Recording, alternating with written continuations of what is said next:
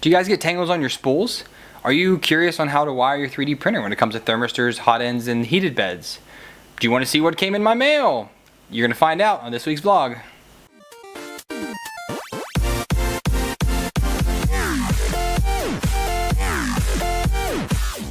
Hey guys, Shane here, Fugatech 3D Printing. I figured I'd change it up a little bit just for fun. I do have another change here coming up real soon, but let's dive in and see what is going on. This week in mail, I got one item, and it's this little power converter deal, MOSFET type converter, and this is for the backside of my LED panel.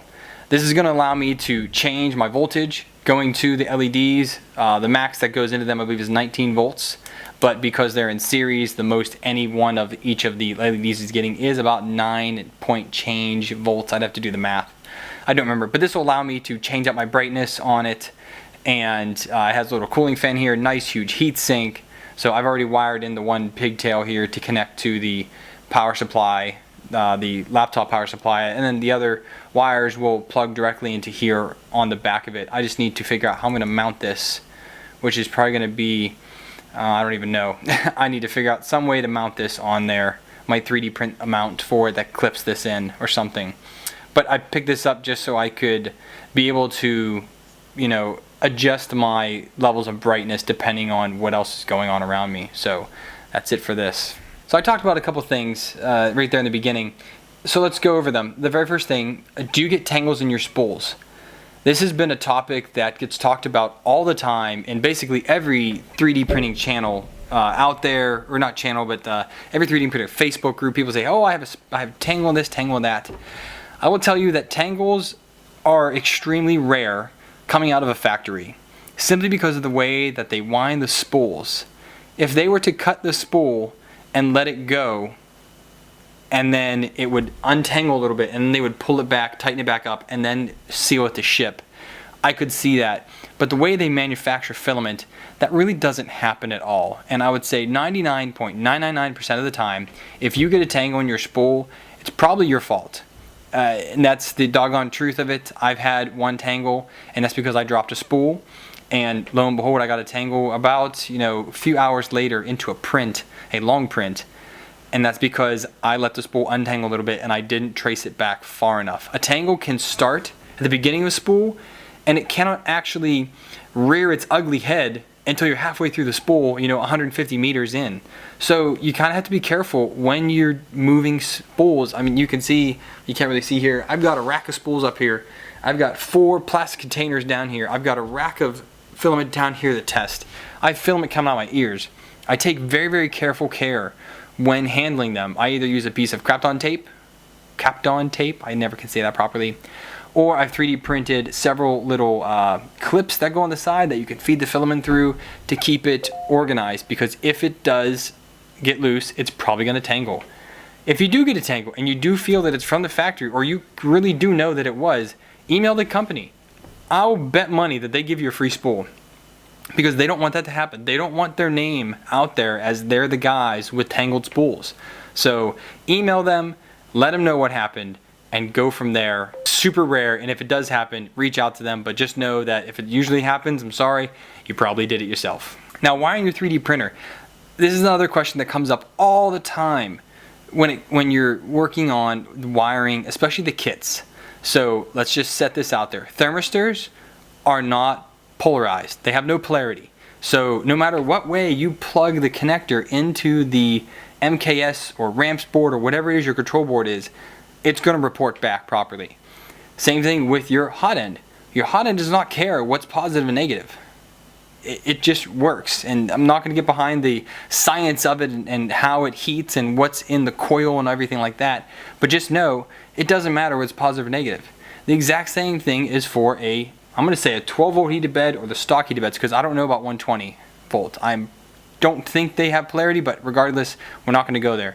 For a 12 volt bed, whether you're using a silicone heat pad or you're using a stock bed, again, there is no polarity. There is no positive and negative side. They are a resistive load that ends up catching the heat, and that's what creates the heat in the coils, whether it be the hot end, the little heater cartridge, or whether it be your heated bed and it heats up. It doesn't matter. It just needs that 12 volt power to cycle through it in order to heat it up. So that comes up all the time, and a lot of people ask me about it, so I just kind of wanted to put that out there so that you know what it is. And the one last thing that actually has no polarity as well, it kind of does actually, but it's not going to hurt anything, is the cheap end stops, the little ones that just have 2 wires to them. They don't matter what way you plug them in. You might need to invert your direction in the firmware, like for the home direction, or your invert end stop direction. You might need to invert it that way, but aside from that, you're not going to break anything. Now the end stops that have 3 wires, yes, you are going to mess something up if you put power to the wrong pin. But that's a different story. Again, we're talking about items with just the 2 wires, and you're not going to mess anything up. You just have to change something in your firmware. So just want to clear that up. I can now finally say for 100% certainty the Delta is working. So that is the D-Force Mini from Triangle Labs behind me. Finally it's working. I literally spent the last 2.5 weeks calibrating that. You saw that really crappy post that I posted before, the crappy picture I posted up a Benchy. Well, this Benchy is much nicer, and there is still a little bit of stringing, and I'm working on retraction. So this is 7 millimeters at 100 millimeters per second. There's a little bit of stringing in here.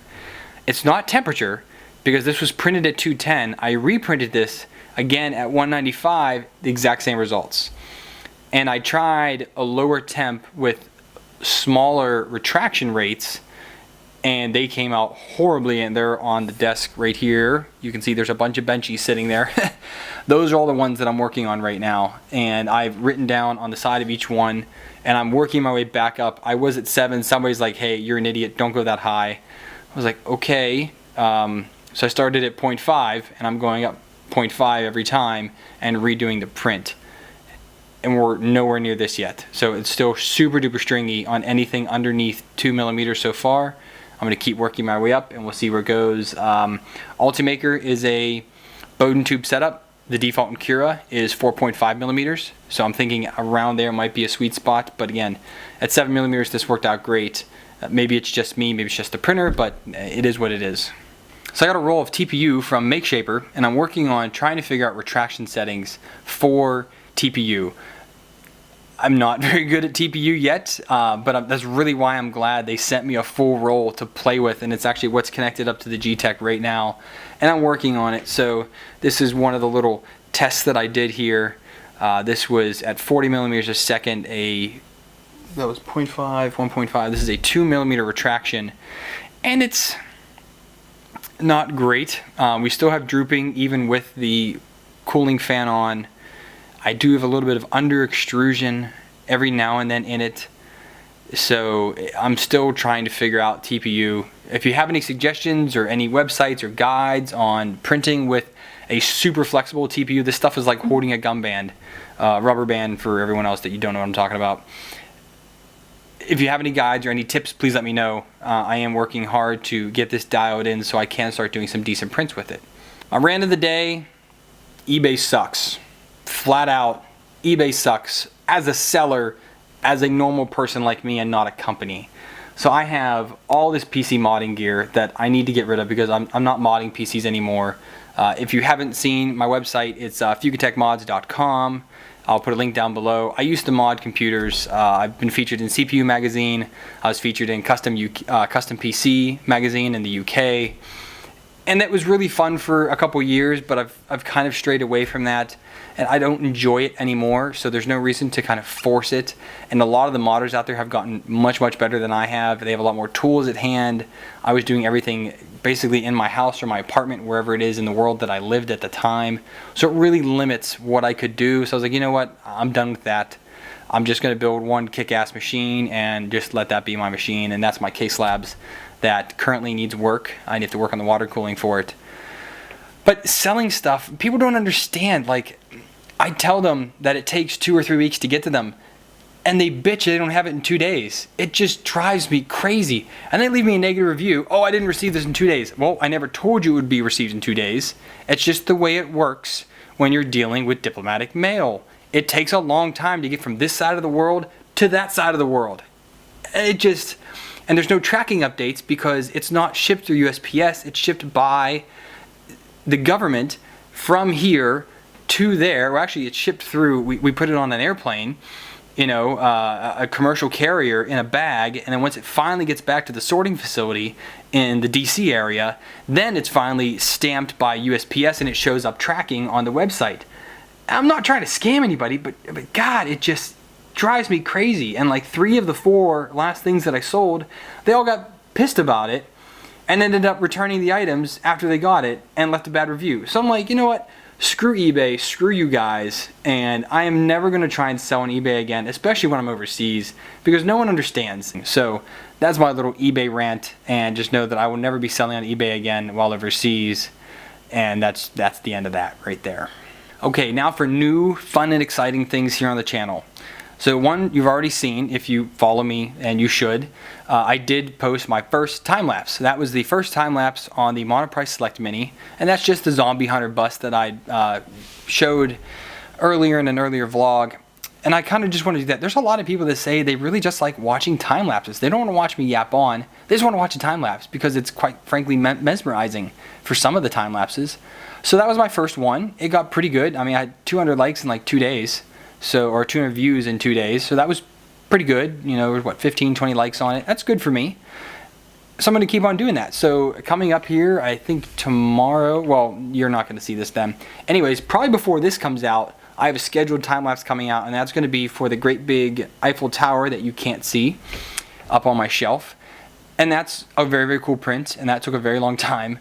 And I'm working on some of my GoPro settings for time lapses. But anyways, time lapse series is what I have. So anytime I do big prints just for fun, they're not necessarily for a review. They're just using filament that I've received for a review, just to try out other settings, to kind of challenge myself with different prints, different settings, different environments of how I'm printing something.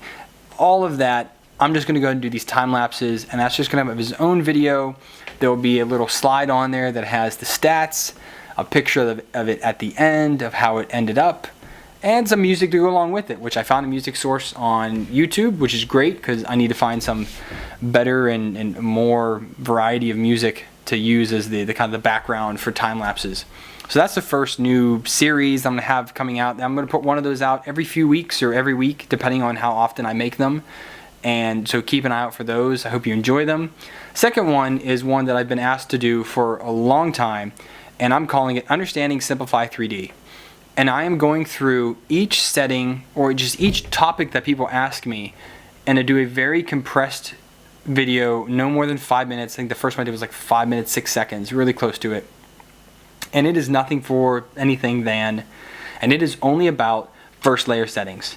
So I go through layer height, layer width, your actual layer height for your extrusion, and first layer height, first layer width, and first layer speed, and kind of talk to you how each of those work. If you change one value, what happens to your first layer, and whether you go higher or lower. And I go through that and tell you about it. And I think this is really going to be helpful for those of you that don't quite understand Simplify, or you want to get it, but it's daunting. It's a $150 program. It's not cheap. And it's not the easiest thing in the world, but I found it much easier than Cura. I dropped Cura after like a week. I bought Simplify 3D, I have not gone back. I've used Cura very few times after that. I try to stay current with it, but that doesn't really happen. So I hope you guys enjoy that. I plan on doing one every few weeks, or again, whenever I get time. There's no set dates on those vlogs. I try to do weekly. But other than that, it's just going to be as people ask me things, I'll do them. So if you guys have any questions about Simplify 3D, or if you want me to dive deep onto just one topic, one setting, let me know. Maybe I'll make a video out of it. So there is what is new and upcoming on the channel. So videos coming up, I have the January Maker Box that's going to be coming out. I'm working on this TPU, which MakeShaper TPU, which is going to take me longer than normal simply because I need to learn the material. I'm not great at it yet, but I'm glad that MakeShaper gave me this opportunity to learn it. By the way, you guys are awesome for sending so much filament. And I'm going to work on it. Again, any tips and tricks, let me know. Now, a side project I'm working on is this light stand. So my son fell and broke on it, 18 months old, bless his little heart. Fell backwards, was stumbling around, and fell onto this and snapped the other coupler, and it's just a telescoping coupler, you know, like that, and it tightens down. So I am working on trying to design or redesign this coupler, and my first design did not work out very well at all. So here's the first one. This is in Make Your Geeks, like Atomic PLA or something like that. It's thick stuff. For some reason, it didn't come out well at all. The bottom circle did not come out circle. It came almost like an oval. The circle itself, the hole is a circle, but this is actually more oval shaped. But the top one is circular, also the ID and the outer diameter. Inside diameter and outside diameter both came out circle-like. And I meant to, there's a cutout in here. It's kind of hard to tell, but between these two there's a cutout there to kind of give it a little more flex. I forgot to take that out of here, so the next version I have that in. I'm going to do it. But also these holes are just flat out too small. And I measured it. Granted, my caliper's dead, but I measured it with, you know, just a regular small ruler, and I mean, I'm too small by 1 millimeter. So I'm guessing it's just the flex of the PLA that's not allowing it. But I mean, yeah, I'm significantly smaller. So I'm gonna open these holes up a little bit before I export it again. And I also had a larger overhang underneath here, which is where, so the bottom, the larger one goes on the larger diameter pole here. I'm dropping everything now. And it should stop when it gets to the bottom of the top coupling because it's smaller. So it should just hop onto there like that. And the other one should go into there and should be able to go down to this pole and telescope like it should. But it didn't come out that way. So this is all using Tinkercad. I'm really not a fan of Tinkercad, and I have no idea how to use Fusion 360 properly. But I'm trying to learn it. Maybe I'll get to it doing some more or something. I don't know. But anyways, I'm working on this. This is my little side project because this actually is the perfect height for adding my condenser mic here over to my laptop so they can be right in front of my face and you can get really nice clear audio when I do the Understanding Simplified 3D series. I don't have any real special booms or anything like that. Like, this is very simple. It's just anchored here onto my desk, but it won't work on the workbench here because you can see how thick these are, and the jaws on this do not go that big, and I don't feel like drilling holes in it or rigging anything when I can just put it into here. It attaches into there and that's it. But that is my current try to design this project. One other topic I want to touch on real quick. So I was looking at the analytics for YouTube, and surprise surprise, 70% of my traffic is from people who aren't subscribed to my videos. What are y'all doing? Seriously, if I had 70% of the people subscribed to what I currently have, I'd have like 4,000 subscribers right now instead of, you know, what are we, we're getting close to 900. Next week we should have 900. We'll find out what the 1,000 subscriber giveaway item is going to be. But 70% of y'all watching this right now aren't even subscribed. So how about you hit that little button? It helps me out. It doesn't hurt you at all. And you get to know when I have content come out. You don't have to click the little bell icon. You don't need to get an email when something comes out. But it really does help me out. And if you enjoy watching my content and you come here repeatedly, please do that. Alright, last thing before this video goes on too long, because you know I like to gab in my vlogs. At the very end here, you're going to see a nice, shiny, new end card. I found a video on YouTube that showed me how to make this. The end card is a default from Patreon. So it's what I'm using for now until I can make my own with other links in there for Instagram, Twitter, Facebook, things like that. But for now, it's going to do, and I can do a lot more content, you know, show more content with this, and hopefully you guys will interact more with it. Alright, so now let's do my little outro. Let's look at the end card. Please let me know what you guys think about this. I think it's, again, I think it's a really good thing. This is just a basic layout for now, but let's go through it and we'll see. If you guys like this video, please give it a like. If you didn't, hit the dislike button. Let me know why you didn't down below. Right around down there, there's going to be a subscribe button glowing. Go ahead and hit that. Subscribe to my channel. All subscriptions really do help me out. If you want to help me out another way, you can do that financially. Right here is me Patreon. Donate me $1 more. I greatly appreciate it. I've redone my Patreon and the awards, a few other things in there. So please head over to there, check it out. And if you like my channel, please leave me some money there. down below there's going to be 2 videos. The first one is going to be a playlist that you can access, and that's going to be all the vlogs I've ever done if you're curious to go back and see what I gab on about in these things. And the other one is going to be the last video I just published, so click on that to view it and bring in the views, bring in the fun. Hope you guys enjoy it all. As always, happy printing.